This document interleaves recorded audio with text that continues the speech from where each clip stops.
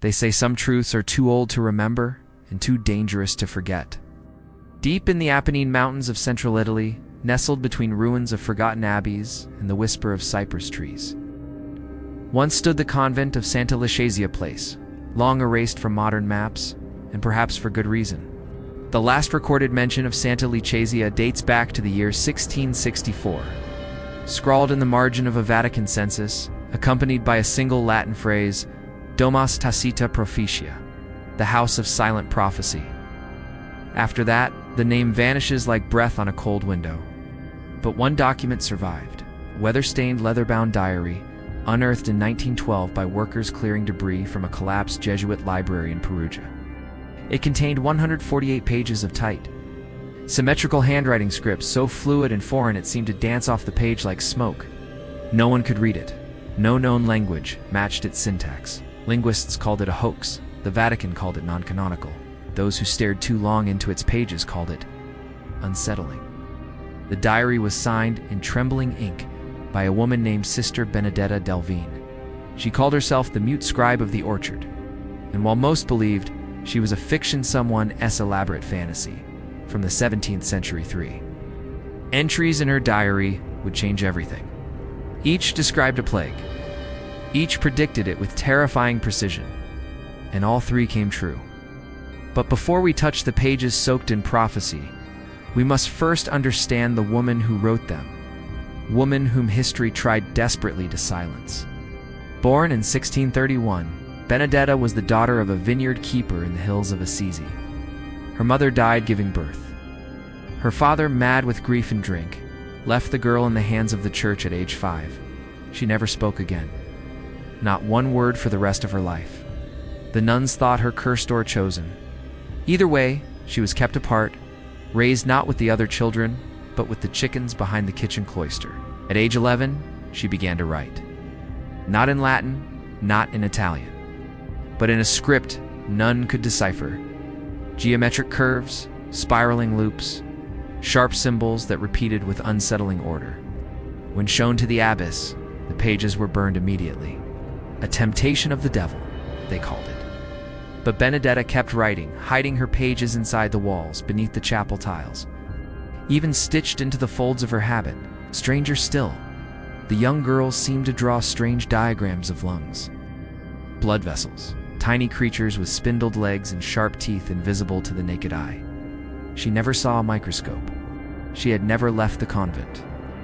And then, in the winter of 1648, Santa Lucrezia was hit by a strange fever. The sisters called it the burning sleep. It began with violent coughing, then disorientation, then coma. Within weeks, 12 nuns lay dead. The priest who administered last rites collapsed mid-prayer. Benedetta never fell ill.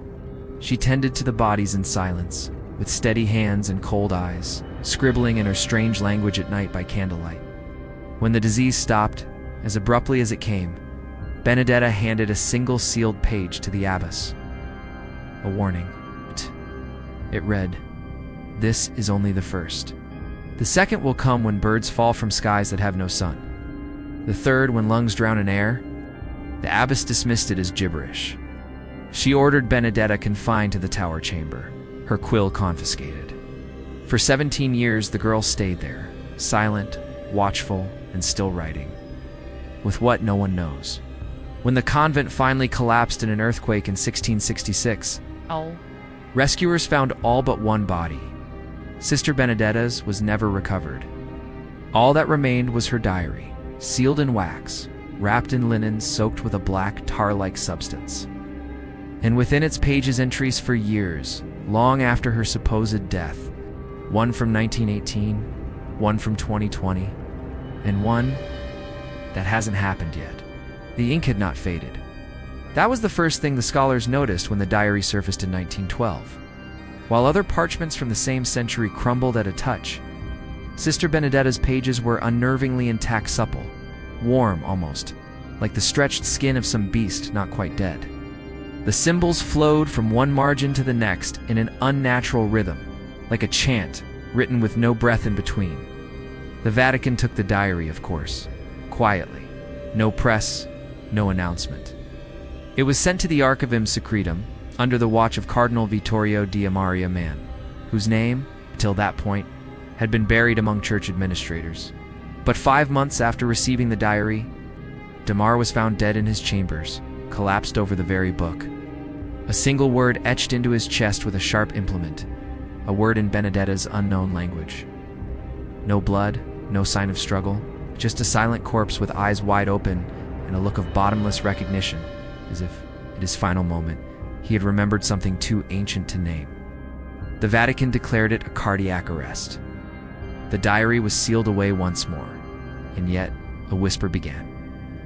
Among theologians, among the linguists, among those who believed in forgotten saints and exiled angels, they said the diary had been speaking, not to all, but to one. A woman in Marseille, a recluse professor of comparative symbology, Dr. Renée Vauquelin. She first published her theory in 1932, The Language of Disease. She called it an absurd title for what many dismissed as scholarly fiction. But those who read her paper in its original French knew something was wrong. Her translations of Benedetta's symbols were not linear, not phonetic. They moved like fever dreams, fragments of images, sense, metaphors that seemed to uncoil inside the mind like memories that had never happened. And then came the first match. Vauquelin translated an entry dated January 3, 1918. It described a sickness spreading through windless towns, beginning in the mouths of soldiers, blackening the lungs from within the breath itself. The text mentioned waves of mourning cloth in distant lands, and the silence of mothers with no cradles left to rock. The Spanish flu would begin to spread just 6 weeks later. The coincidence was written off as poetic extrapolation, till she published another. An entry from the year 2020, "The world shall turn to glass and masks," Benedetta had written, "and the heat shall not warm the skin. Men will die without wounds. Voices will pass through wires. The sky will be empty of birds, and the lungs will drown, though no sea is near." Vauquelin's translation was laughed at until the masks came, until the skies cleared. Until COVID-19, the second of 3 plagues mentioned in the nun's cryptic warning, fell upon the world like a shadow draped over every city, and Benedetta's name rose again not in pulpits, but in forums, podcasts, classified documents, redacted with black ink, so thick it bled through the page. And through it all, one question remained. How could a woman born before microscopes and maps of the globe predict the exact rhythm of a future she never saw? Some whispered of divine possession.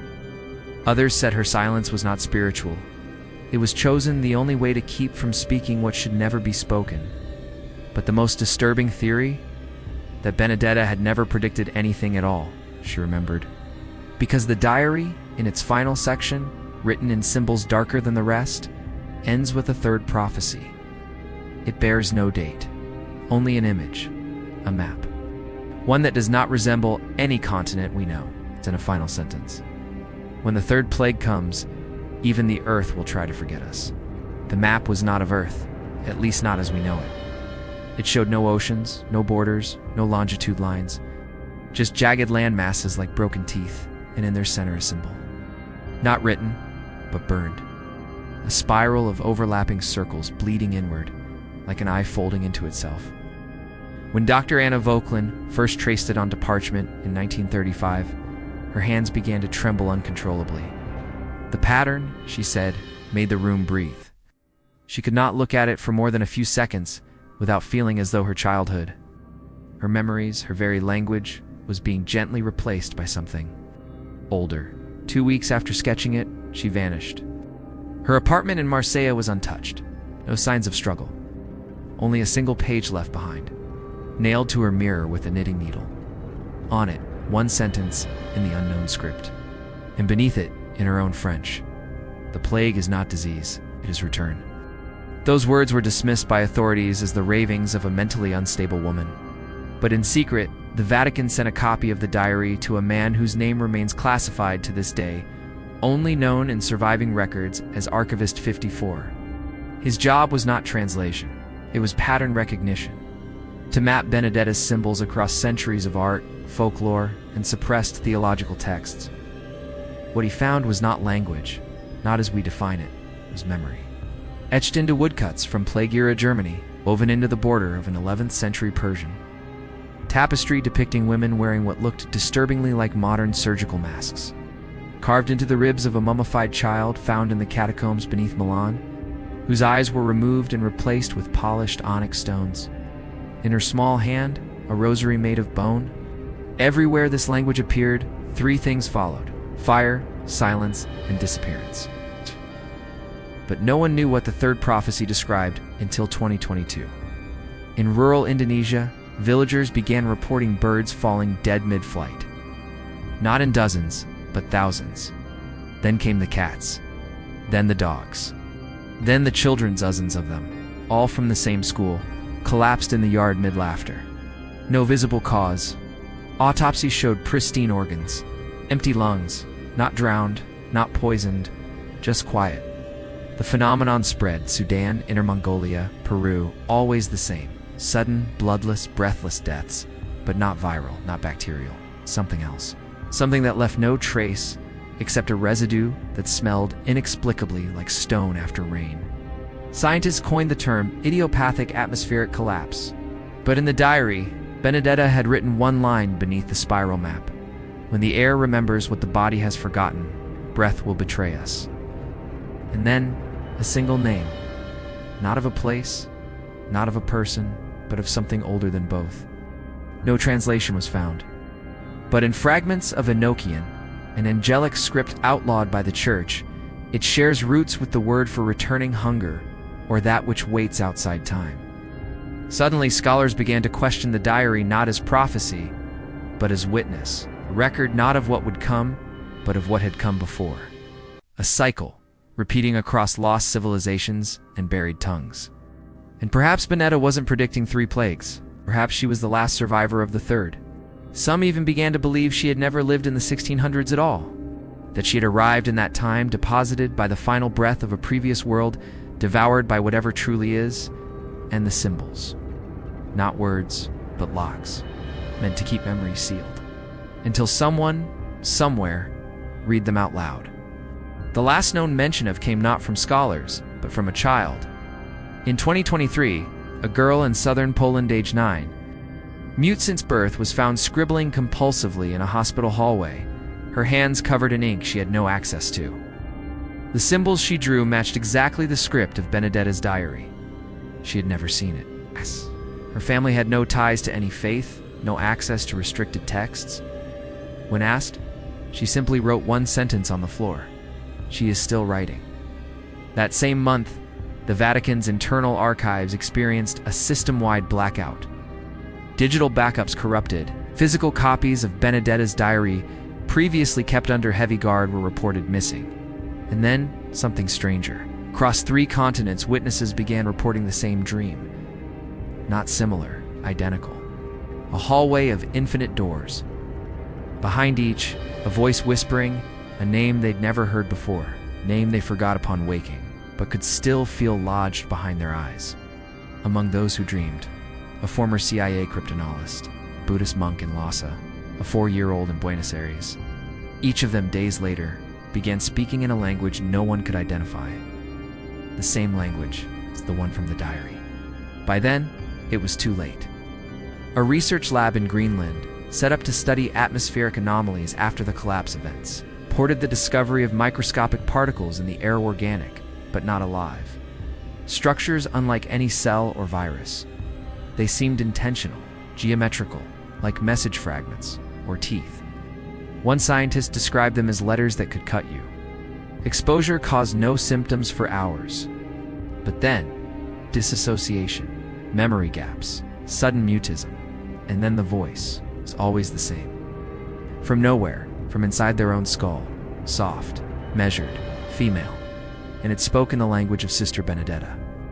Those infected began writing, compulsively, on walls, skin, snow, computer screens, not in desperation, but reverence, as if transcribing something they had waited lifetimes to remember. Within weeks, 4,000 people across the globe exhibited the same behavior. They all called it the same name, La Voce della Petra, the voice of the stone. But stone does not speak, unless it remembers, unless it awakens. And then came the final page. It arrived anonymously at the Vatican in February 2024. No envelope. No fingerprints. It's just a page, identical in parchment, in ink to Benedetta's original diary, bearing the spiral symbol. Not metaphorically. Not metaphorically. The ink dripped like open veins, and no one could explain how it moved in slow rivulets across the page. Like it breathed through the skin of the parchment. The message was short. I never wrote the third plague. You're writing it now. No signature, no date. But in the lower corner, faint as ash, was the outline of a handprint. Not human. Too long, too many knuckles. Each finger ending in a curve, not a fingertip, but a question mark. The handprint matched the residue found in Indonesia, in Sudan, in Mongolia. And with that, the world understood the last, most terrifying truth. Benedetta was not a prophet, not a prisoner, not even a woman, as we would define her. She was a container, a seal, final fragile jar holding back whatever truly is. And we are languages, our myths, our faiths, we are not its targets. We are its echo. The diary was never a warning, it was a mirror. And as we read it, as we spoke its name, we fed it, line by line, word by word, breath by breath. And now, it remembers the shape of the door. And it knows we've forgotten how to close it.